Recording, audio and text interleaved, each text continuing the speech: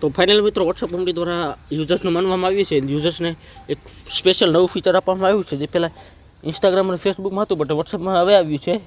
તો હજી સુધી કોઈ જણાવ્યું નથી, તો ખાસ આજનો વિડીયો જાણજો. આપણે હવે આજના વિડીયોમાં જાણશું આપણે વોટ્સઅપ સ્ટેટસમાં ગીત કેવી રીતે લગાડવું.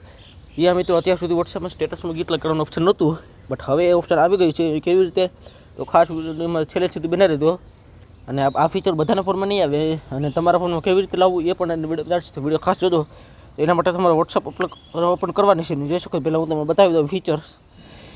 તો પછી જેવું સ્ટેટસ પર ક્લિક કરશો એટલે મારું સ્ટેટસ ક્લિક કરો અને કોઈ પણ દાખલા તરીકે ફોટો સિલેક્ટ કરો. જો આ ફોટો સિલેક્ટ કરું છું હું, તો જોઈ શકો છો ઉપર એક ગીતનું આઇકોન છે. હું તમને બતાવી દઉં. જો કંઈક આ રીતનું એની ઉપર ક્લિક કરશો એટલે તમારા બધા ગીત આવી જશે. તમારે કયું ગીત સિલેક્ટ કરવું છે એ તમે આમાંથી ચેક કરી શકો છો અને સર્ચ પણ કરી શકો છો. દાખલા તરીકે હું સર્ચ કરું ગુજરાતી સોંગ, જોઈ શકો છો ગુજરાતીવાળા સોંગ બધા આવી ગયા.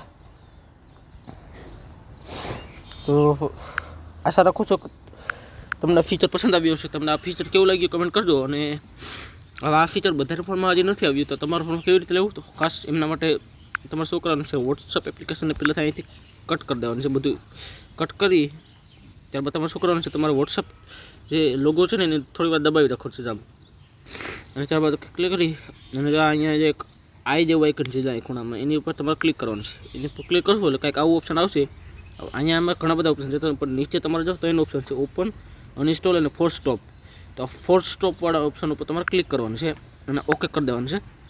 ફોર્સ સ્ટોપ કરશો, ઓકે કરશો એટલે તમારે સામે કંઈક આવું આવશે. તો હવે તમારે શું કરવાનું, નીચે સ્ક્રોલ કરવાનું છે અને અહીં એક ઓપ્શન છે સ્ટોરેજનો. તમારે ગુજરાતીમાં છે તો કદાચ સ્ટોરેજ ઉપર ક્લિક કરવાનું છે. અને આમાં બે ઓપ્શન છે, ક્લિયર ડાટા અને ક્લિયર કેશ. તો તમારે ક્લિયર ડાટા ઉપર ક્લિક નથી કરવાનું.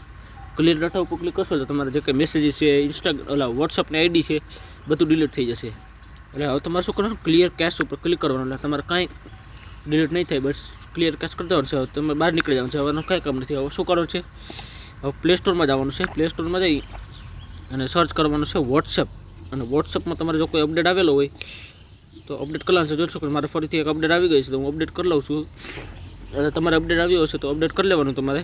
જેવું તમે અપડેટ કરશો તમને આ ફીચર એકદમ ઇન્સ્ટન્ટલી મળી જશે. અને ઘણા ફોનમાં મળે છે, ઘણા ફોનમાં નથી. ઇવન તો મારા પોતાના ઘરે 2-3 ફોન છે, એમાં બધી આ એક ફોનમાં જ આવેલું છે. અને ત્યારે બધો ઇન્સ્ટોલ કરી ઓપન કરી લેજો અને તમને ચેક કરી લેજો, તમને કદાચ ફીચર મળી ગયું હશે. અને જો ન મળ્યું હોય તો તમે થોડા દિવસ વાટ જોજો. હજી આ ફીચર નવું છે, ટેસ્ટિંગમાં છે, એટલે હજી બધા ફોનના યુઝર્સને નથી મળ્યું. ધીરે ધીરે બધાને મળવાનું છે. તો હજી આ શરૂઆતી સ્ટેજમાં છે, તો ધીરે ધીરે તમારા ફોનમાં આવી જશે. તમે થોડા દિવસ વેઇટ કરી શકો છો. બાય ધ વે ગાઈસ, આ ફીચર તમને કેવો લાગ્યો કમેન્ટ કરજો.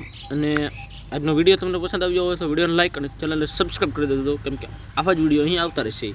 તો thank you for watching. Bye bye. ફરી મળશું એક નવા વિડીયોમાં.